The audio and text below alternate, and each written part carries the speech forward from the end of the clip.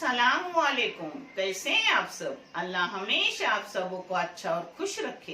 किसी की कोई तकलीफ हो तो अल्लाह अपनी रहमतों से उन तकलीफों को खत्म करे। हर घर को, हर इंसान को खुश व आबाद रखे। आमीन या रब्बुल आलमीन। ये चैनल मैंने बच्चों के तालीम के लिए निकाली हूँ। इससे आने वाले पैसे उन बच्चों को दिए जाते हैं जिन बच्चों को आगे पढ़ने के लिए पैसों की जरूरत है, और आप सबों को दिखाया भी जाता है। आप देख लो और आपको सही और अच्छा लगे तो इसे सब्सक्राइब करो, लाइक करो, शेयर करो और चैनल आगे करने में मदद करो। इंशाल्लाह अल्लाह रब्बुल करीम अपने सबों की गैबी मदद करेंगे और अपने सबों को जज़ाए खैर भी देंगे इंशाल्लाह। आज मैं बना रही हूँ, जब अपने घर में तरकारी न हो, कोई नॉनवेज न हो, अंडा तक न हो, तब बनाई जाने वाली चटनी। जो चटनी सांडगे की आपण चटणी बनाते हैं कोकणी लोक, यानी काले भोपळ्याची सांडगे, तिनची चटनी बनवली जाते। उसी जैसी सेम मैं बगैर सांडगे की चटनी बना रही हूँ और टेस्ट सेम सांडगे जैसा। और उसके साथ बना रही हूँ अपने रवे की और चावल के आटे की रोटी। वो रोटी ना बनाए और आपने सादी चावल की, गेहूं की, जवारी की कोई भी रोटी बनाए तो भी ये चटनी बहुत अच्छी लगती है। चलो देख लो, मेरी फेवरेट चटनी है। ये चटनी को लगने वाली चीजें है, मिर्ची है 2 मुठ, कश्मीरी और बेडगी 2 तरीके की मिर्ची है, और ये इमली है 1 मुठ से भी कम बगैर चिसके वाली, यानी अंदर बीज नहीं है उसके। ये है लहसुन 1 गड्डी साफ की हुई। ये है हस्बे जायका नमक लगेगा, और ये जीरा है 1 चाय की चम्मच। ये है तिल 1 चाय की चम्मच। ये सूखा खोपड़े का चौथ है, सूखे खोपड़े का चौथ, जिसको काट के लूँगी और ये सब मैं अच्छे से फ्राई करूंगी और फिर उसे मिक्सी में लगाऊंगी। अब खोपरे को पतला पतला काट के ले रही हूँ और फिर मैं फ्राई कर रही हूँ, वो भी आपको दिखा रही हूँ। अब तेल डाली हूँ टोप में और उसमें डाल रही हूँ पहले खोपरा तलने में टाइम लगता है, इसलिए पहले खोपरा डालने का। 1 मिनट खोपरे को भूनूंगी और फिर भून के मैंने उसमें डाली हूँ मिर्ची। अब मिर्ची, खोपरा, लहसुन एक साथ थोड़ा भूनूंगी। इसको अच्छे से मीडियम गैस पे भूनने का, इसकी खुशबू अच्छी निकलती है। अब फिर उसमें जीरा डालूंगी और जीरे के साथ साथ उसमें डाल रही हूँ अपनी इमली। अब थोड़ा सा भूनूंगी उसे और लास्ट में तिल डालूंगी, क्योंकि तिल जल्दी होते हैं अपने। 2-3 चम्मच मारी, अब तिल डाल रही हूँ। अब तिल डाल के थोड़ा सा भूनने का, फिर गैस बंद करूँगी और उस गर्माहट में भी सब अपना हो जाएगा, और फिर उसे लगा लूँगी मिक्सी में। अब इसमें डाल रही हूँ नमक हस्बे जायका, और तेल के साथ ठंडा होने के बाद उसको मिक्सी में लगाऊंगी। मगर जब तक उसको गर्माहट है उसको थोड़ा चम्मच से हिलाते रहने का, यानी एक साइड से अपने मसाले जलते नहीं, सब एक साथ हो जाते हैं। गैस बंद किया हुआ है मगर फिर भी मैं थोड़ा हिला रही हूँ।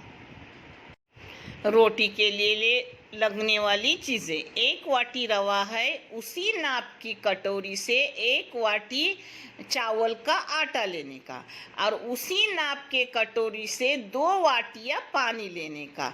हस्बे जायका उसमें नमक भी जाता है और तेल 2 टेबल स्पून जाएगा। 1 वाटी रवे के लिए 2 प्यालियाँ उसी नाप के पानी डाल रही हूँ। अब इसमें नमक और तेल भी जाएगा और फिर उबलने के बाद उसमें पूरा रवा अपना वाटी भर जाएगा। वाटी भर रवा डालूंगी और फिर उसको ऊपर ही पकाऊंगी अच्छे से। अब उसको ऊपर ही घाटने का, थोड़ी टाइम 1-2-3 मिनट के लिए ऊपर ही पकाने का।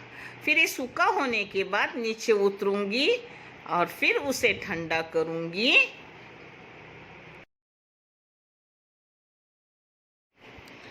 अब इसे नीचे उतर कर ठंडा करने रखूँगी थोड़ा। आपके हाथ को जैसा बर्दाश्त हो वैसा उसको लेने का, ज़्यादा गर्म भी लेने की ज़रूरत नहीं। और फिर उसमें चावल का आटा मिलाने का, चम्मच से मिलाओ, डाव से मिलाओ, क्योंकि गर्म बहुत है तो हाथ मत डालो। हाँ, अब हो गया वो एक जा करने के बाद फिर उसको मैं अपने हाथों से मलूँगी अच्छे से।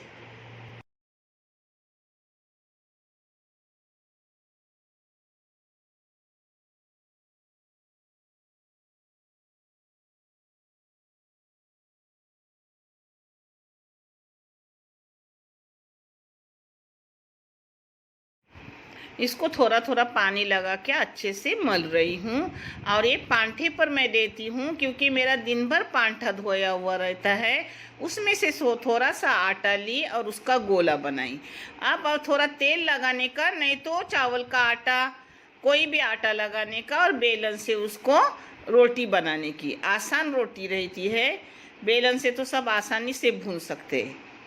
इसको अच्छे से भुनने की, रोटी की तरह सेम चावल की। मेरी चावल की रोटी गई हुई है, जो आप देख लो, प्रॉपर गई हुई है, बेली हुई भी, हाथ से भुनी हुई भी, और पूरियाँ भी। अब इसको हाथों से भी अपन फैला सकते हैं। देखो आसानी से फैल रही है आगे, क्योंकि तेल है ना नीचे, तो आसानी से फैल रही है। अब बेलन से करो, हाथ से करो, मगर माशाल्लाह बहुत अच्छी रहती है। चावल का टेस्ट अलग रहता है, इसका उससे भी अच्छा टेस्ट रहता है। आप अपने तवे को थोड़ा तेल चाहे तो लगाने का, नहीं तो इसको तेल रहता है, तेल लगाने की ज़रूरत नहीं। फिर उसको ऐसे पलटी करने की। मैं हाथ से पलटी कर रही हूँ, आप चाहे तो कविलते से पलटी करो। अब मैं आपको एक रोटी ऐसे ही दिखा रही हूँ, सेम चावल की रोटी की तरह उसको अल्टी पलटी करने की। और ये भी चावल की रोटी की तरह फूलती है माशाल्लाह, और सॉफ्ट तो बहुत ही रहती है। ये देखो नहीं फूली तो अपने हाथों से उसको फुलाने का। ये देखो फूल गई अल्हम्दुलिल्लाह। अब इसको निकालेंगे और दूसरी डालेंगे। अब सब रोटियां ऐसी मैं भून कर लूँगी, सेम अपने चावल की रोटी की तरह। अब रोटियां हो गई। अब अपनी चटनी तेल के साथ, पूरा तेल निचोड़ के लूँगी, मिक्सी में लगाऊंगी।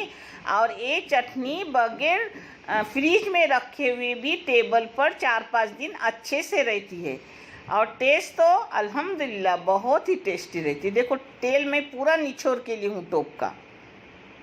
ये देखो अपनी लास्ट रोटी फूल गई, सब रोटी अच्छे से फूली। ये देखो अपनी चटनी पीस के हो गई। ऐसी दरदरी पीसने की, उसको एकदम बारीक नहीं करने की, दरदरी में टेस्ट रहता है। ये चटनी तेल में ही पीसी जाती है, इसमें पानी बिल्कुल नहीं जाता। अगर पानी डालोगे तो फिर अच्छी नहीं लगेंगी, इसलिए वो बगैर फ्रीज से भी अच्छे से रहती है। हाँ, अब आपको प्लेटिंग करके दिखा रही हूँ। माशाल्लाह अपनी चटनी रोटी हो गई। एक बार ज़रूर करो और मुझे कमेंट करके बताओ आपकी कैसे हुई। सफ़र में माशाल्लाह कहाँ भी जाओ ये चटनी लो, ख़राब भी नहीं होती और खाने में भी अच्छी हेल्दी चटनी। देखने के लिए बहुत सारा शुक्रिया। जज़ाए खैर। अल्लाह हाफिज़।